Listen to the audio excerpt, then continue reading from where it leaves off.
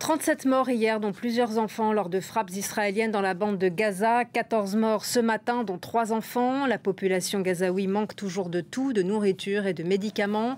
Les bombardements israéliens sont quotidiens. L'armée israélienne a lancé aujourd'hui un appel à évacuer les habitants de plusieurs quartiers du nord de l'enclave palestinienne. On retrouve tout de suite Claire Duhamel, notre correspondante à Jérusalem.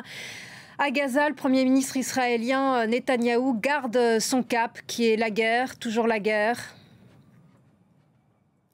Bonjour Judith, oui, puisque les Palestiniens de Gaza ont été réveillés par ces nouveaux ordres d'évacuation ordonnés par Avirai Adrei, qui est le porte-parole de l'armée israélienne en arabe. Alors c'est assez régulier que certains quartiers de Gaza soient sous ordre d'évacuation. L'armée israélienne dit mener des opérations d'une extrême force, je cite, contre le Hamas dans ces quartiers de Gaza City.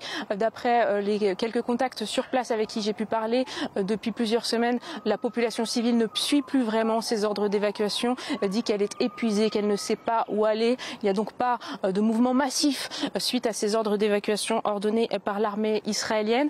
Ce matin, la défense civile palestinienne a annoncé que 14 Palestiniens avaient été tués depuis le début de la journée, dont un tué en marge d'une distribution d'aide humanitaire dans le sud de Gaza. Les autres sont morts dans le cadre de bombardements, dit la défense civile. Ces distributions d'aide humanitaire, elles sont depuis fin mai contrôlées par une entreprise privée américaine qui s'appelle la Fondation humanitaire pour Gaza, la Gaza Humanitarian Foundation. Son travail est décrié par tous les acteurs traditionnels de l'aide humanitaire, que ce soit les ONG et les Nations Unies, puisque depuis un mois, il y aurait eu environ 500 Palestiniens tués alors qu'ils attendaient cette aide humanitaire. On sait que l'armée israélienne se trouve à proximité de cette fondation humanitaire pour Gaza. Hier, le grand quotidien Haaretz a publié une enquête basée sur les témoignages anonymisés de soldats et d'officiers israéliens dans lesquels ces soldats affirme qu'il y a bien des ordres de tirer sur des Palestiniens dans la foule, même si ceux-ci ne présentent pas de menaces explicites. Cet article est très commenté en Israël depuis. Il est aussi dit par les Palestiniens que les victimes, elles, documentaient cette réalité depuis des semaines déjà. Il est vrai qu'on voit régulièrement des vidéos montrant des tirs et des Palestiniens tués ou blessés dans ces conditions.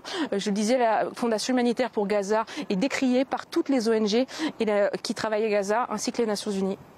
Et hier soir, Claire, des manifestations ont de nouveau eu lieu en Israël. La mobilisation reprend pour la libération de tous les otages et la fin de la guerre à Gaza.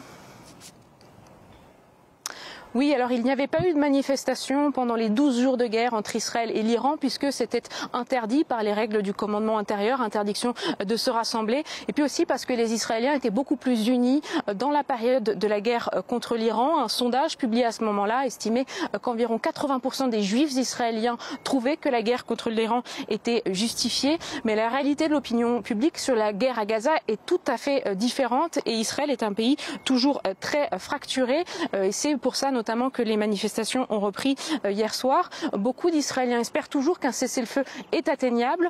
Il y a quelques jours, le grand quotidien israélien Israel Hayom avait publié des informations disant que l'administration de Donald Trump voulait à tout prix un cessez-le-feu, qu'il y aurait un plan pour rendre ce cessez-le-feu atteignable en 2 semaines. Alors ce plan a été nié par les Israéliens qui disent qu'il n'existe pas, qui parlent de fausses informations, mais néanmoins, à l'échelle de la population, on ressent que certains ont toujours l'espoir qu'un cessez-le-feu soit atteignable. Il reste une 50aine d'otages israéliens dans la bande de Gaza, dont une 20aine sont considérés comme toujours en vie par les autorités israéliennes. Et puis on observe aussi de semaine en semaine qu'il y a plus d'Israéliens qui brandissent dans ces manifestations des photos montrant des enfants palestiniens tués, des civils. Ça reste extrêmement minoritaire dans ces manifestations, mais néanmoins ça prend de l'ampleur. Les gens nous disent un peu plus aisément qu'ils s'opposent à la guerre à Gaza. Merci beaucoup Claire Duhamel en direct de Jérusalem. Merci pour votre analyse de la situation.